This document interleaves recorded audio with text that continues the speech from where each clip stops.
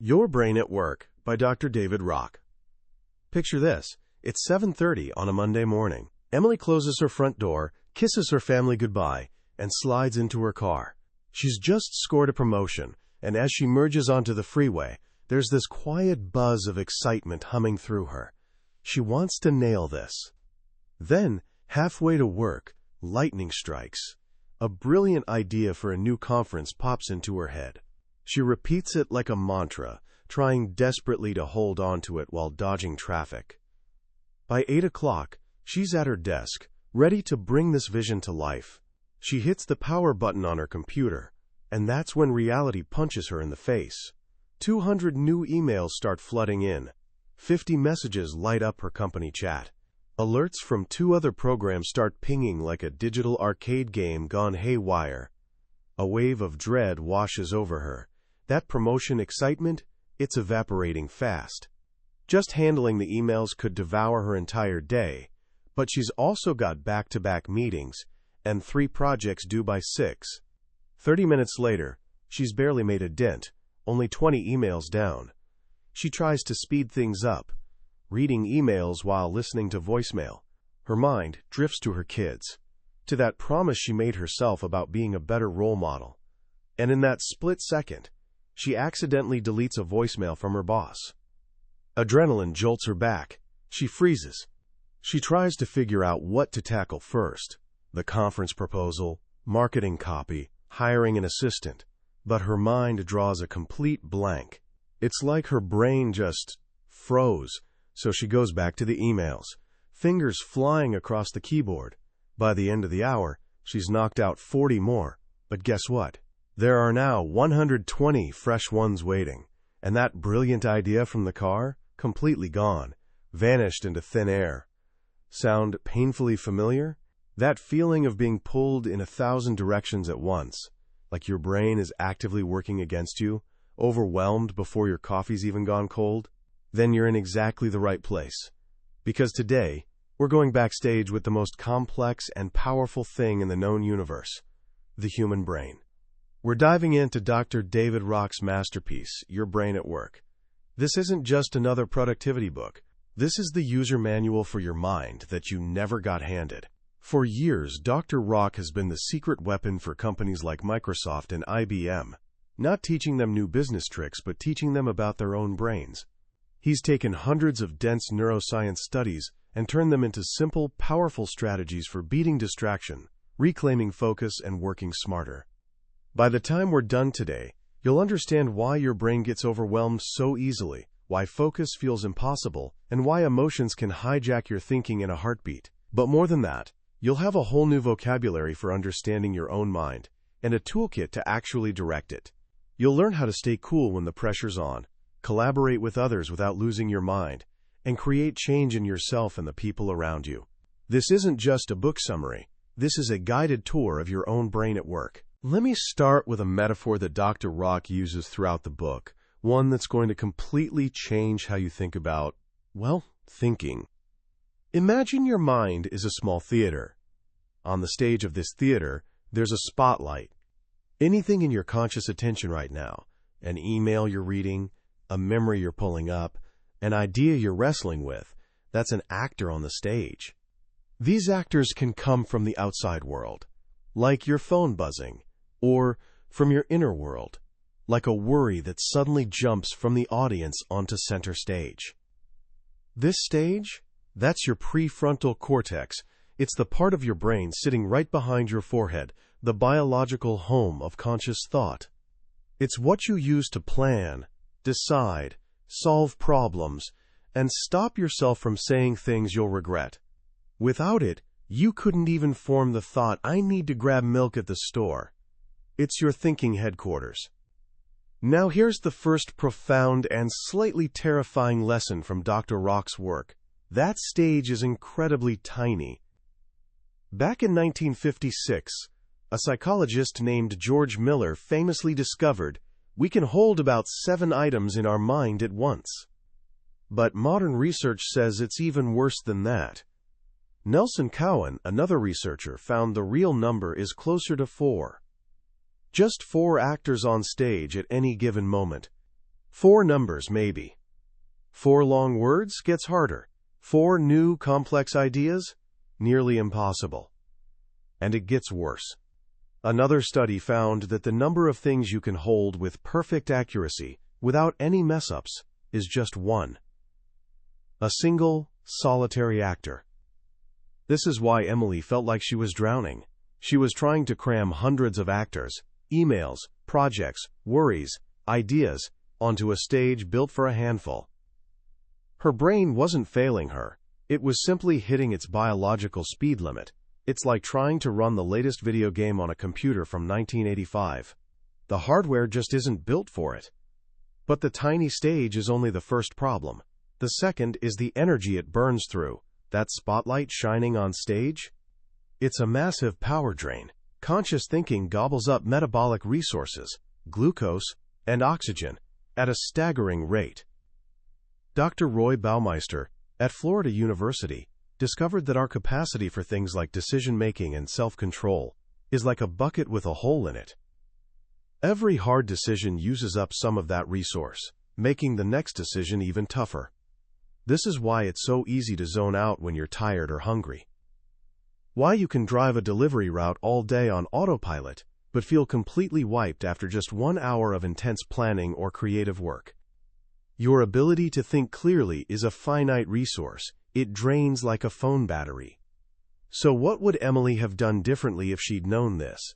This is where the take 2 part of our story comes in.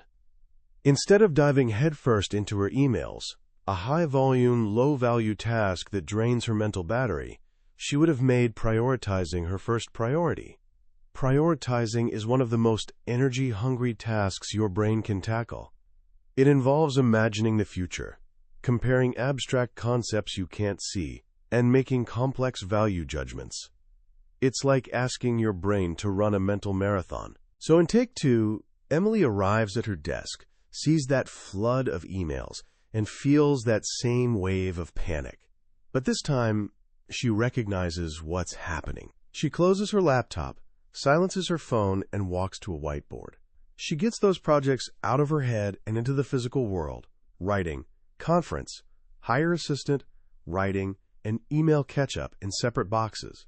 This simple act frees up her tiny mental stage.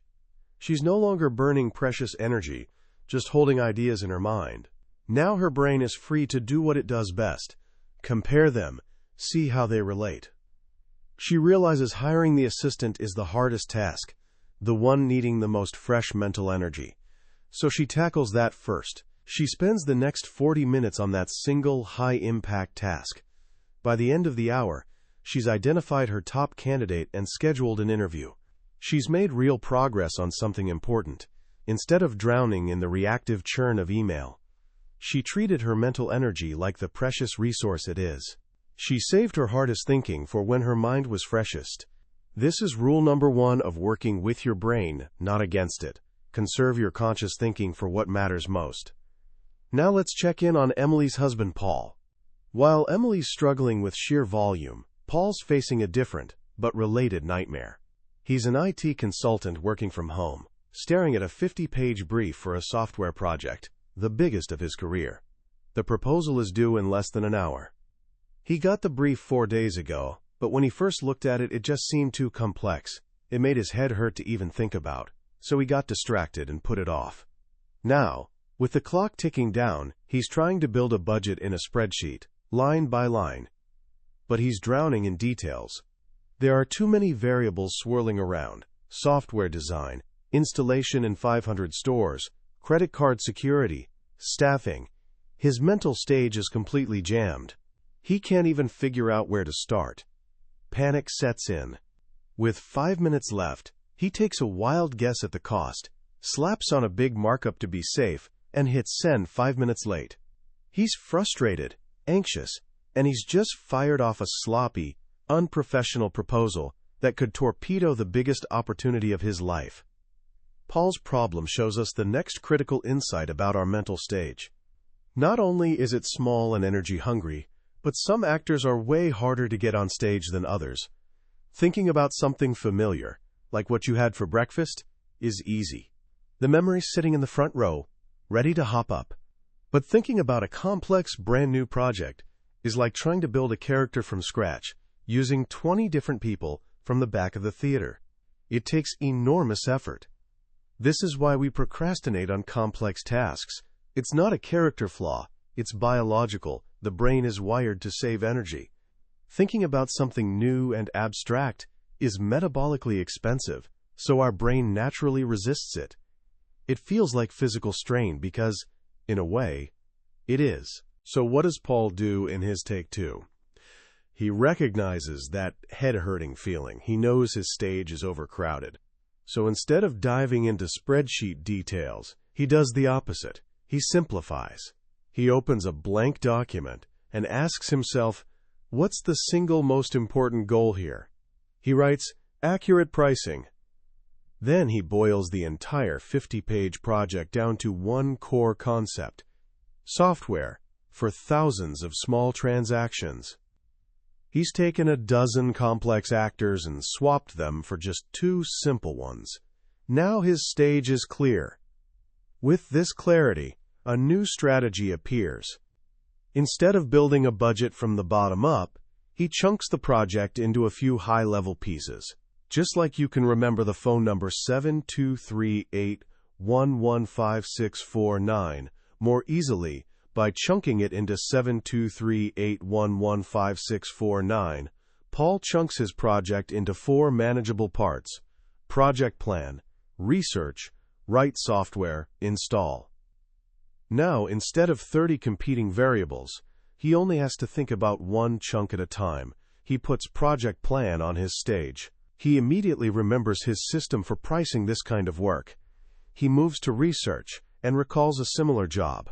He gets to write software and realizes he can't possibly price that yet, but he can pull examples from 2 similar past projects. This simple framework saves him hours of guesswork. Within 30 minutes, he's built a simple, logical proposal. He sends it 15 minutes early, typo-free. He's turned a moment of panic and disaster into one of clarity and professionalism. He did this by respecting the limits of his brain. He simplified complex ideas, chunked information into bite-sized pieces, and carefully chose which actors to put on his stage. He made his tiny mental workspace feel spacious and organized. But there's a third limitation of this stage, one that trips up even brilliant people. Let's go back to Emily. It's 11 o'clock in the morning, and she's walking to her first big meeting with the senior executives. As she heads down a long hallway, her cell phone rings.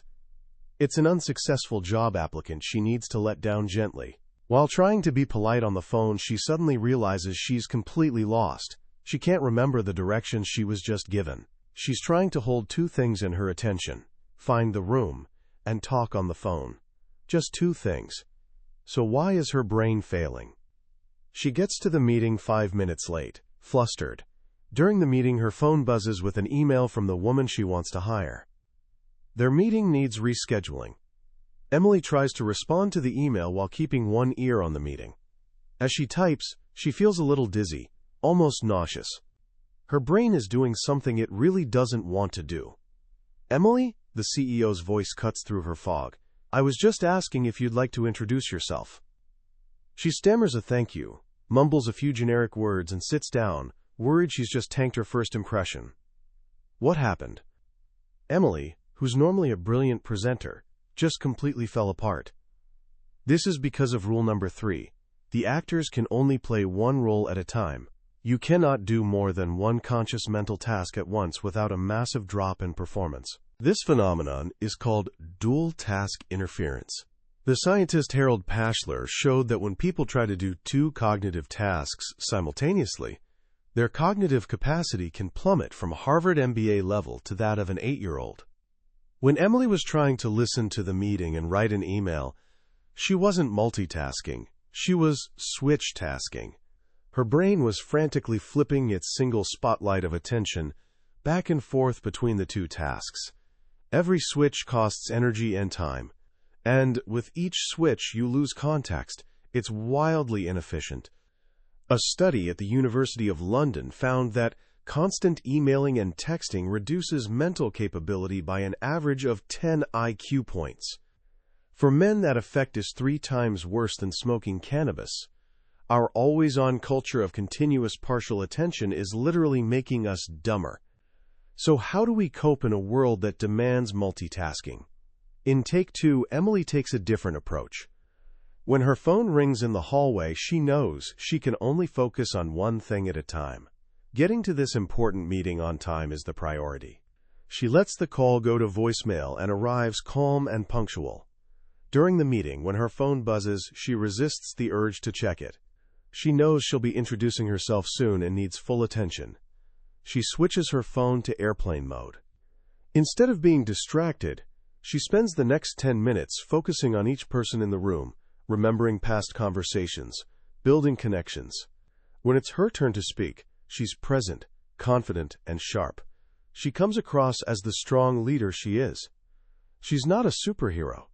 She has the same brain with the same limits. But she knows the rules. She understands that her conscious attention is a precious, single-lane road, not a 10-lane highway.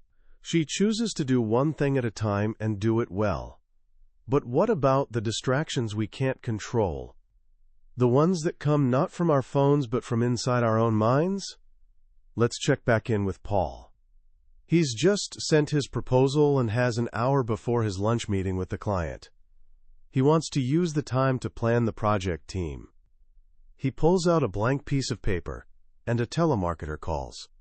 It takes 5 minutes to get rid of her. Then a ping announces new emails. One's from a friend about a school project they're working on. It takes him 10 minutes to respond. Each time he tries to restart his planning, it takes more effort to focus. His mental energy is slipping away. Then his mind just wanders. He thinks about a poker game, then notices his messy desktop, then opens an old file he'd forgotten about. The phone rings.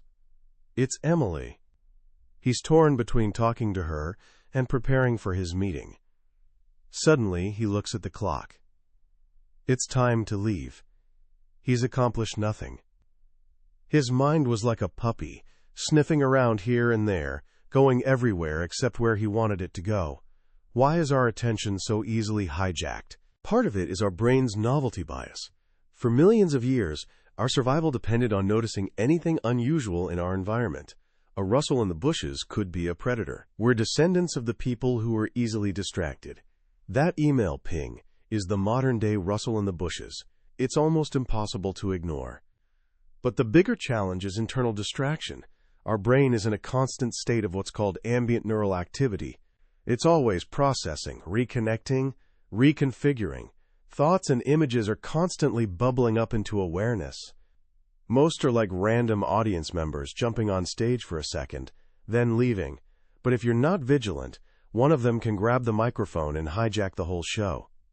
Staying focused, then, isn't so much about holding on to the right thought as it is about blocking all the wrong ones. This process of blocking, of keeping unwanted actors off stage, is an active, energy-intensive process. It's like having a bouncer at the theater door. This bouncer is a specific part of your prefrontal cortex with a mouthful of a name, the ventrolateral prefrontal cortex, or VLPFC for short. It's your brain's braking system. And here's the problem. Your brakes are part of the most fragile, energy-hungry part of your brain. Every time you use your brakes, every time you resist a distraction, hold back an impulse, or stop yourself from saying something you shouldn't, you drain that limited resource we talked about. Resisting the first cookie is hard. Resisting the 10th is nearly impossible. So in Paul's take 2, he knows he needs to do some delicate, energy-hungry thinking. When the telemarketer calls, it's a wake-up call. He realizes he can't afford any more distractions. He turns off his computer, silences his phones, and clears his workspace. He creates an environment where his brain's bouncer doesn't have to work so hard. With the stage cleared, the idea he was searching for comes floating back. He remembers the perfect supplier for the project. He makes one focused phone call, and together they map out a plan. He's prepared for his meeting. He's calm. When Emily calls, he can be fully present with her. He managed his distractions not by trying harder to focus, but by making it easier for his brain to focus. He gave his bouncer a break. So far, we've learned that the prefrontal cortex, our mental stage, is small, energy-hungry, can only do one thing at a time, and is easily distracted. But there's one last limitation, and it's a big one. The actors on our stage are high maintenance. They need everything to be just right to perform well. Paul's now in his car, driving to the lunch meeting. He's feeling relieved, relaxed. So relaxed, in fact, he's on autopilot. 10 minutes down the road, he realizes he's driving in the wrong direction. He's taken the route to his daughter's school out of habit. The jolt of anxiety heightens his alertness. Now he's focused. He starts thinking hard, working out a new route through back streets to save time. He's in the zone, his brain humming at peak performance. But then, as he gets close, he worries he'll still be late. Panic creeps in. He misses a turn. He's over-aroused now, and his performance falls apart again. He arrives 1 minute late, flustered and tense, while his clients look perfectly relaxed. In that short drive, Paul experienced the full spectrum of mental performance. This is explained by a century-old discovery called the Yerkes-Dodson law, which shows that performance follows an inverted U-shape. At low levels of stress or arousal, performance is poor. You're too relaxed, coasting on autopilot. At high levels of stress, performance also tanks. You're panicked, overwhelmed. The sweet spot is in the middle, a state of engaged, alert focus. Dr. Amy Arnsten at Yale discovered the brain chemistry behind this. The prefrontal cortex needs just the right levels of two key chemicals: norepinephrine, the alertness, chemical think adrenaline, and dopamine, the interest chemical. Too little, and you're bored and unfocused. Too much, and your brain's networks essentially crash. The prefrontal cortex is the Goldilocks of the brain. Everything has to be just right. The good news? You can learn to manage your own brain chemistry. If you're under-aroused and can't focus, you can boost norepinephrine by creating a sense of urgency, imagining the negative consequences of not finishing a task. Or you can increase dopamine by focusing on the rewards of completing it, or by injecting some novelty or humor into your work. If you're over-aroused and stressed, you need to quiet the prefrontal cortex. You can do this by getting ideas out of your head onto paper, or by activating other parts of your brain, focusing on your senses, like the feeling of your feet on the floor, or doing something physical, like taking a walk. In Paul's Take-Two drive, he knows he needs to be alert. He pictures the meeting to raise his adrenaline just enough. He puts on his favorite music to lift his dopamine. He stays in that sweet spot of focused calm. And in this optimal state, his mind is free to rehearse his presentation. He arrives early, prepared, and confident. He learned to be the conductor of his own neurochemical orchestra. But what happens when you do everything right? You manage your energy, your focus, your distractions, your arousal, and you still get stuck. Emily's back at her desk. She has 10 minutes to come up with a brand name for her new conference. She tries to brainstorm, but her mind immediately locks onto one theme: sustainability. Her list is sustenance, sustain, sustaining business. She doesn't like any of them, but her mind is stuck in a loop. She's hit a mental roadblock, an impasse. This is a critical moment, because sometimes the prefrontal cortex, the very part of the brain we rely on for conscious thought, is itself the problem. Dr. Mark Beeman at Northwestern University studies these moments of insight, those aha moments that solve impasses. He found that insights don't come from focusing harder. In fact, they come when we focus less. When you're stuck on a problem, your prefrontal cortex is often locked onto the wrong solution. Like Emily with the word sustain. This strong, active circuit is blocking weaker, more distant connections from forming. To have an insight, you need to quiet the noise. You need to let go of the dominant thought and create space for a quieter, more subtle signal to emerge. This is why our best ideas often come in the shower or on a walk, when our conscious mind is relaxed. Just before an insight, Brain scans show a burst of alpha waves in the visual cortex. The brain is literally closing its eyes to the outside world to hear a faint whisper from within. The people who have the most insights aren't necessarily smarter, they're more aware of their own internal experience. They have a quieter mind and better cognitive control. They're good at noticing when they're stuck and consciously shifting their attention. So in Emily's take 2, when she gets stuck on the sustained theme, she recognizes the impasse. Instead of trying harder, she does something counterintuitive. She stops. She calls Paul for a few minutes, completely changing her focus. In the middle of hearing about his day, a new, unrelated word pops into her mind. Relax. She gets off the phone and plays with this new theme. A relaxed future.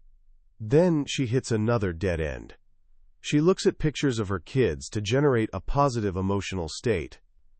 And then, suddenly, a new idea bursts into awareness. Future-proof your business. It's perfect. The energy from this insight pushes her into a state of flow, and she produces some of her best work. To solve her creative problem, she had to get her conscious, linear mind out of the way. This brings us to a character I haven't formally introduced yet, but who's been the hero of every Take 2 we've seen. This character is the one who notices you're distracted, who recognizes you're stuck, who chooses to see a situation differently. In our theater metaphor, this is the director. The director is the part of your awareness that can step outside your experience and watch the show. It's your capacity for metacognition, thinking about your thinking. It's often called mindfulness. It's the faculty that lets you observe your brain's automatic processes without being swept away by them. Neuroscience research, particularly a groundbreaking study by Norman Farb, has shown we have two distinct ways of experiencing the world. The first is through our narrative circuit, or default network. This is our autopilot. It's active when we're thinking about the past or future, ruminating, daydreaming, and interpreting everything through a filter of what it means to us. A cool breeze isn't just a sensation. It's a sign that summer's ending, which makes you think about your winter coat. The second is the direct experience circuit.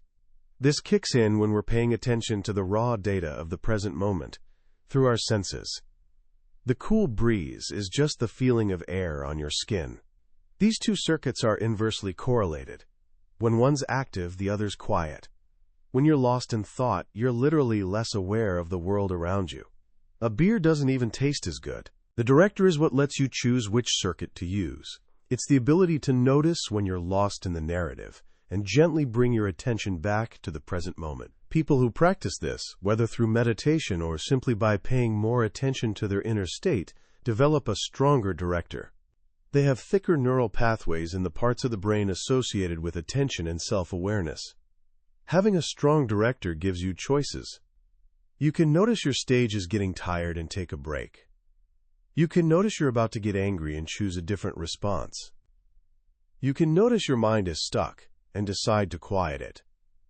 By understanding your brain, you give your director a script to work from. And by practicing paying attention, you give your director a stronger voice. You're facilitating self-directed neuroplasticity. You're literally changing your own brain. This ability to direct our own brain becomes even more critical when emotions get involved. Up to now, we've mostly been talking about the thinking brain. But the brain isn't a logic machine.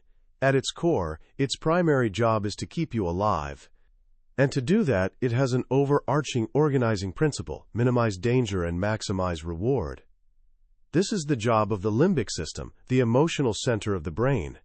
Every moment, it's scanning the world and asking, is this good for me or bad for me? This creates two fundamental states: a toward state of engagement, curiosity, and reward, and an away state of withdrawal, fear, and threat. And here's the crucial part: the away response is far stronger, faster, and longer lasting than the toward response. As Jonathan Haidt says, we're descendants of the people who paid a lot of attention to a rustle in the bushes. The brain is like Velcro for negative experiences and Teflon for positive ones. When your limbic system detects a threat, even a subtle social one, it triggers an away response. This floods your system with cortisol and adrenaline, and it hijacks the resources from your prefrontal cortex. That small, energy-hungry stage we talked about? It goes dark. Your ability to think clearly, be creative, and solve problems plummets. You become more defensive, you make accidental negative connections, and you see the world through a lens of pessimism. Let's go back to Paul's disastrous lunch meeting. He's about to answer a question about the project timeline when a memory of a past project that went wrong flashes into his mind. That memory triggers a threat response. He feels a sickening sensation in his stomach. He wants to push it down, suppress it. But research by James Gross at Stanford shows that suppression doesn't work. When you try not to feel an emotion, you're still just as aroused internally. In fact, suppression makes things worse. It burns through huge cognitive resources, impairing your memory, which is why Paul couldn't even remember the question he was just asked. And it literally makes other people uncomfortable. Like secondhand smoke, your suppressed emotion stresses out the people around you. So what's the alternative? The answer lies in using the prefrontal cortex to quiet the limbic system. One powerful technique is labeling. Research by Matthew Lieberman at UCLA showed that when you put a simple symbolic label on an emotion, using just a word or two, like anxious or frustrated, it dampens the limbic response. Naming the feeling gives you a sense of control over it. It engages the thinking brain, which acts like a brake on the emotional brain. But sometimes the threat is too strong for labeling alone. This is what happens to Emily during her lunch with her new bosses. Her new role is filled with uncertainty about the budget, about her team, about whether her ideas will be approved. And her sense of autonomy, of being in control, has taken a hit. Certainty and autonomy are, to the brain, survival issues. Uncertainty on its own lights up the amygdala, the brain's fear center. And a lack of control is one of the most potent stressors we can experience. Studies show that the perception of control over a stressor fundamentally changes its impact. It can literally be a life-or-death issue. Emily's drowning in uncertainty and lack of control. Her limbic system is in overdrive. Labeling her anxiety isn't enough. She needs a more powerful tool, reappraisal. Reappraisal is the act of changing your interpretation of an event. As Kevin Oxner at Columbia explains, our emotions flow from our appraisals of the world. If we can shift the appraisal, we can shift the emotion. When you find the silver lining in a dark cloud, you're reappraising, you're consciously choosing a new story. In Emily's take 2, she notices her anxiety rising. She labels it, but it doesn't go away. So she reappraises. She changes her interpretation of the meeting. Instead of seeing it as a test where she might fail, she reinterprets it as a chance to get to know her new bosses and learn how they think. This single shift in perspective calms her limbic system. Her prefrontal cortex comes back online. She's no longer defensive. She's curious. And the meeting becomes a success. Reappraisal is the killer app for emotional regulation. It's metabolically expensive. It takes effort and a strong director, but it's a skill that can be learned. It's the key to staying cool under the most intense pressure. This brings us to the final act of our story, collaborating with others and facilitating change. Because, as hard as it is to manage our own brain, it's even harder when other people's brains get involved. The human brain is a social animal. Our survival has always depended on our ability to connect with and understand others. Social needs, like the need to belong, aren't secondary. They're primary needs, wired into the same networks as our need for food and water. Being ostracized, for example, activates the same brain regions as physical pain. Dr. Rock synthesized years of social neuroscience research into a simple, brilliant model called SCARF. SCARF stands for the 5 key social domains that the brain constantly monitors, triggering a strong threat or reward response. They are: status, our sense of importance relative to others; certainty, our ability to predict the future; autonomy, our sense of control over events; relatedness, our sense of safety with others, friend or foe. Fairness, our perception of fair exchanges. A perceived threat to any of these domains can send the limbic system into overdrive, shutting down rational thought. Let's look at Emily's disastrous first conference call with her new team. She used to be their peer. Now she's their boss. This change has created a status threat for everyone. They feel a drop in relatedness. She's no longer one of them. The situation is filled with uncertainty. When Colin makes a joke that falls flat, Lisa perceives it as an attack on her status. Her threat response kicks in. She attacks Colin back. The call spirals into conflict because everyone's operating from a threat state. Their thinking brains are offline. Emily's mistake was failing to create a sense of psychological safety before trying to get work done. In her take 2, Emily recognizes the social danger. Her goal isn't to make a decision but to build a team. She scraps the agenda. The call becomes about getting to know each other, about finding common ground. She increases relatedness. She gives them autonomy by asking for their ideas on how the team should work. This simple shift turns a room full of potential foes into a group of friends. It moves everyone from an away state to a toward state. And in that state, collaboration happens effortlessly. This brings us to our final scene, and perhaps the most difficult challenge of all, changing other people's behavior.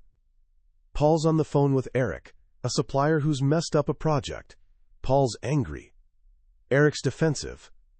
Paul's first instinct is to give feedback. He even tries the classic feedback sandwich, a piece of praise, the criticism, and another piece of praise.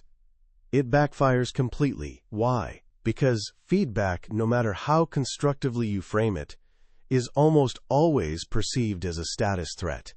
It implicitly says, I know something you don't. You're wrong, and I'm right. This triggers a defensive, away response. The other person's brain shuts down.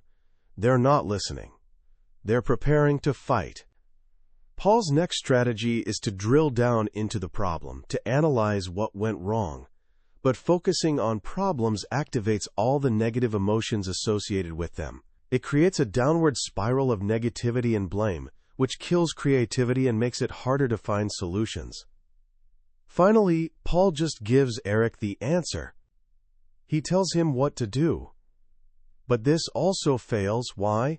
Because giving someone else a solution threatens their status and autonomy. Nobody likes being told what to do. And even more importantly, people rarely commit to a solution they didn't come up with themselves. An insight you have yourself, that aha moment, comes with a burst of energy and commitment. An idea given to you by someone else feels foreign and is easily rejected. So if feedback doesn't work, problem solving doesn't work, and giving advice doesn't work, how do you help someone change? The answer is to stop trying to put the solution into their head and instead help them find the solution that's already there. You must help them have their own insight. In Paul's take 2, he recognizes that Eric's in a threat state. He doesn't give feedback. He doesn't analyze the problem. He focuses on the solution. He asks, let's think about what we can do to rescue the situation. This moves Eric from the past to the future, from an away state to a toward state. Then Paul stops trying to think for Eric. He starts helping Eric think about his own thinking. He asks simple, high-level questions that activate Eric's director. Tell me what your goal is here, in one sentence. What other directions might be worth trying? These questions quiet Eric's mind. They help him get out of the weeds and see the bigger picture. They create the mental conditions for insight. And, sure enough, Eric has his own aha moment. He realizes he needs to create a new set of expectations with the client. The energy from this insight creates a positive state and a clear path forward. The conversation took less than 10 minutes. Paul didn't solve Eric's problem. He created the environment where Eric could solve it himself. He facilitated self-directed neuroplasticity. This is the heart of true leadership, coaching, and creating change in others. You don't change people's minds. You help them change their own. As we reach the end of our journey through Your Brain at Work, What's the one big idea, the central lesson that ties everything together? For me, it comes down to a simple, liberating phrase. That's just my brain. When you feel that irrational flash of anger because someone cut you off in traffic, that's just your brain's limbic system reacting to a perceived threat. When you find yourself procrastinating on a big, important project, that's just your brain trying to conserve its precious energy. When you feel a pang of hurt because you weren't invited to a meeting, that's just your brain's deep, primal need to maintain social status. Understanding this doesn't excuse our behavior, but it separates us, the director, from the automatic, machine-like processes of the brain. It gives us that crucial half-second of space between stimulus and response. In that space lies our power to choose. The knowledge Dr. Rock shares in this book isn't just interesting, it's empowering. It gives our director a language and a toolkit to work with. We move from being passive passengers in our own minds to being active pilots. The world today isn't designed for our brains.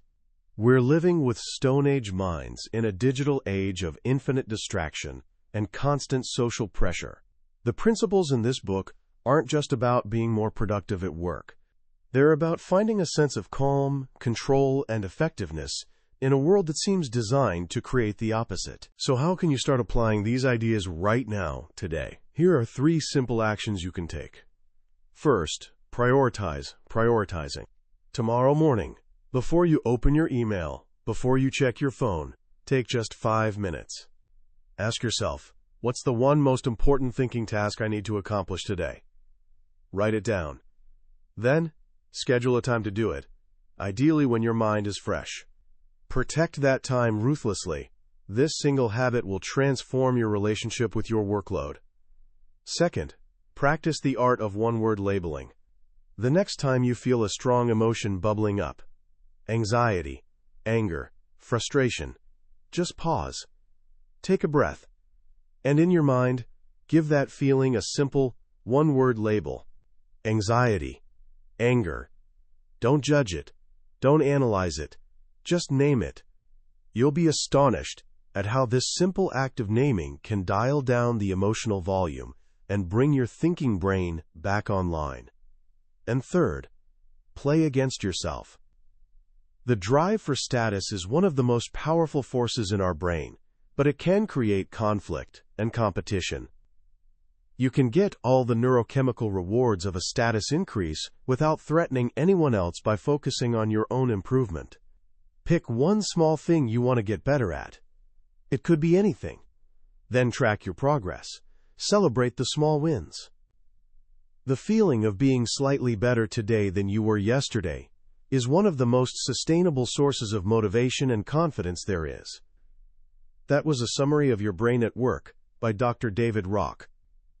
We've explored the grand tour of the mind today, but a summary is like looking at a map of a beautiful country. The real magic happens when you travel there yourself.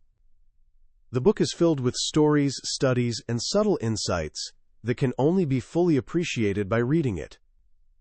It's in those quiet moments, when a particular story or simple phrase connects with your own life in a way you didn't expect, that real change happens. This summary is designed to help you decide if this book is worth your time. If anything we've talked about today has resonated with you, I truly encourage you to grab a copy. Reading it isn't just learning, it's an experience that can genuinely change the way you direct your own mind. Also, if you found this journey valuable and want to continue exploring the world's most powerful ideas, please take a moment to like this video and subscribe to the channel. It lets me know that this work is making a difference, and it ensures you won't miss our next dive into another life-changing book. Let's keep learning and keep growing, together.